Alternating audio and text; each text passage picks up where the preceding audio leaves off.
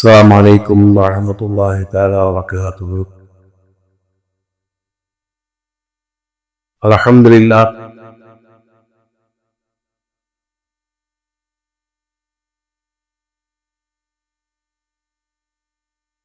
الحمد لله. அல்லாஹ்வின் நல்லடியார்களே,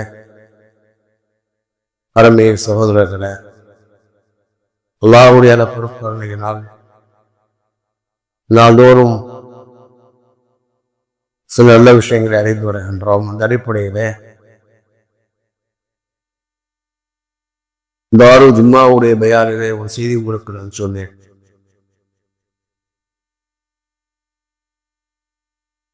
மறுமை நாளையிலே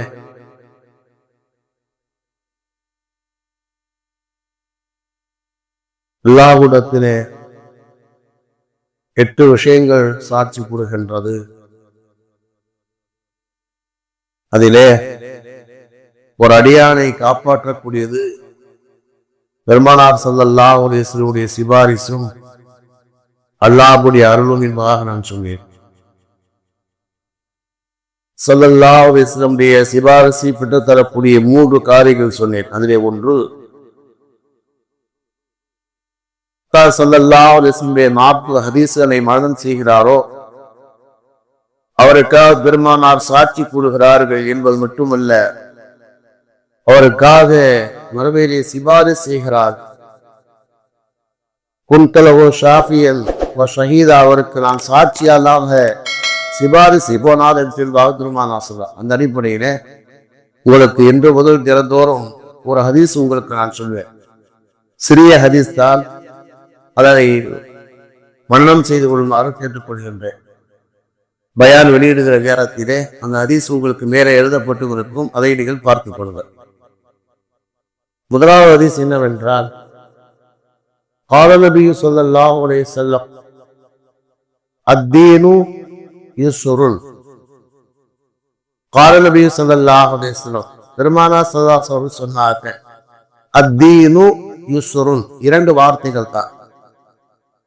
மார்க்கம் என்பது இலகுவானது என்பதாக பெருமானார் ஸல்லல்லாஹு அலைஹி வஸல்லம் சொன்னார்கள்.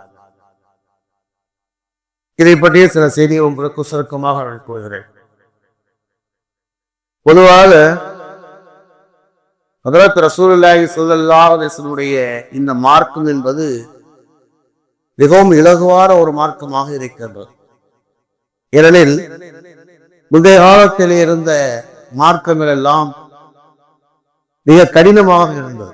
குறிப்பாக மூசா அலைஹிஸ்ஸலாமுடைய காலத்து மார்க்கம் எவ்வளவு கடினமானது என்றால், ஒவ்வொரு நபிக்கும் அல்லாஹ் தஆலா ஒரு விசேஷமான நாளை கொடுத்திருந்தார்.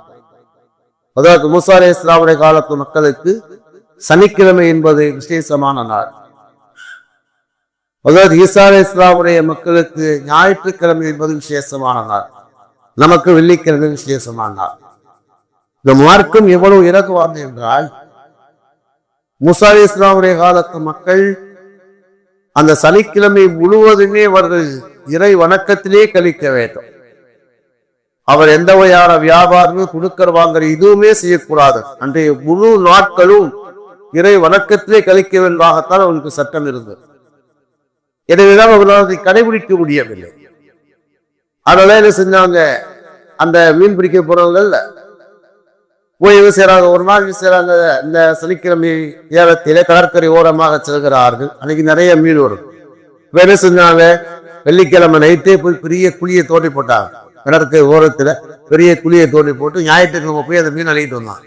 மூசா அலைஹிஸ்ஸலாம் சொன்னாங்க, இது செய்யக்கூடாதுப்பா என்பதாக நாங்க சனிக்கிழமை மீன் பிடிக்கல, வெள்ளிக்கிழமை நைட்டு குழியை தோண்டணும், ஞாயிற்றுக்கிழமை எடுத்தோம் என்பதாக அல்லாஹ் சொல்வார்.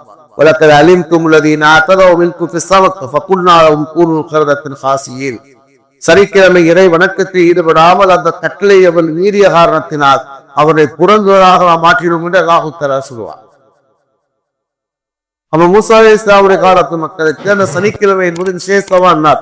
ஆனால் அன்றைய முழு நாளும் இறை வணக்கத்திலே கழிக்க வேண்டுவாக அவனுக்கு சொல்லப்படுது. அல்லாஹ் தஆலா நமக்கு எவ்வளவு இலகுவாக ஆக்கியிருக்கிறான்.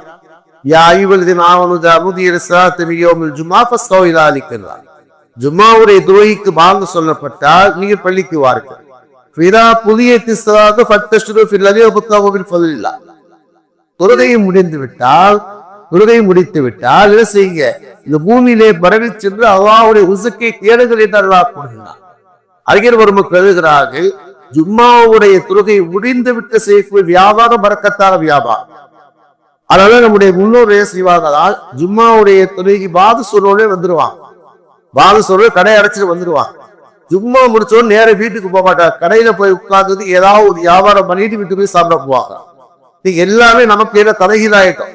நம்ம என்ன செய்யறோம், இன்னைக்குள்ள நிலைமையில என்னன்னா, மக்கள் வந்து ஜும்மாவுக்கு என்ன செய்யறது, எப்பளோ வியாபாரத்தை பார்க்க முடியுமோ பார்க்க சொன்னாலும் சரி, என்ன பயானே முடிஞ்சாலும் சரி. பல பேர் என்ன செய்யறாங்க அப்படின்னா, குத்துபா ஓதுகிற நேரத்திலே தொழுகை நடக்கிற நேரத்தில்தான் வருகிறார். ஆனா என்ன செய்யறாங்க, அதுக்கு பிறகு ஜும்மா முடிச்சோட வியாபாரம் பண்றதை விட்டு டைரக்டா போயிட்டு செய்யற சாப்பாடு தூங்கிது. இன்னைக்கு அது பரக்கத்து இல்லாமல் போகுது. எப்போது அல்லாஹ் ரசூலுடைய வார்த்தைக்கு நாம் மாற்றம் செய்கின்றோமோ பரக்கத்துகளை நாம் இழந்து விடுகின்றோம். இந்த ஜும்மா நேற்று சிறப்பு பயானோடு நான் சொல்றேன், நிறைய செய்திகள் இருக்கிறார். இன்னைக்கு எல்லா விஷயங்களிலுமே பரக்கத்து இருந்ததற்கு என்ன காரணம், அறிஞர் பொருட்கள் சொன்னாங்க, அல்லாஹ் ரசூலுடைய வார்த்தையை மீறுகிற காரணத்தில் நான் பரக்கத்தை இழந்து விட்டோம். சரி, வாய்ப்பு நான் சொல்கிறேன். அப்ப என்ன, நம்முடைய மார்க்கம் எவ்வளவு இலகுவான மார்க்கம். இதே மாதிரி தான் எல்லாமே இலகுவான். ஜக்காத் என்பது மூசா அலைஹிஸ்ஸலாமுக்கு 25% அவருடைய காலத்தில் 2.5%. 2.5% மக்கள் இந்த 2.5% எத்தனை மக்கள் கொடுக்கிறார்கள்? இல்ல. அவனுடைய காலத்துடைய சட்டங்கள் என்ன, ஒரு ஆடையிலே அசுத்தம் பட்டு விட்டால் அந்த இடத்தை என்ன செய்யணும், அது அசுத்தம் பட்ட இடத்தை அப்படியே கத்தரித்து விட வேண்டும். அது எவ்வளவு விலை உயர்ந்த ஆடையாக இருந்தாலும் சரி, கத்தரித்து விட வேண்டும். நமக்கெல்லாம் அப்படி இல்லை, அந்த இடத்தை கழுகி விட்டாலே லேசாயிரும். அப்ப இந்த மார்க்கம் எவ்வளவு இலகுவான். இந்த மார்க்கம் என்பது எல்லா விஷயத்திலுமே இலகுபடுத்தக்கூடியது. இலகுவாகத்தான் அல்லாஹ்வுக்கு தந்திருக்கின்றார். அந்த நோன்புடைய விஷயத்தை இப்படி கூறுகிற நேரத்திலே கூட அல்லாஹ் சூரத்து பக்கராவிலே சொல்வார் இல்லையா, சூரத்து பக்கரா 2வது சூராவுடைய 185வது வசனம் அல்லாஹ் சொல்வார், யுரீதுல்லாஹு பிக்குல் யுஸ்ர், அல்லாஹ் தஆலா உங்களுக்கு இலகுவை நாடுகின்றார், வலா யுரீது பிக்குல் உஸ்ர், அல்லாஹ் தஆலா உங்களுக்கு கஷ்டத்தை நாடவில்லை என்று அல்லாஹ் கூறுகிறார்.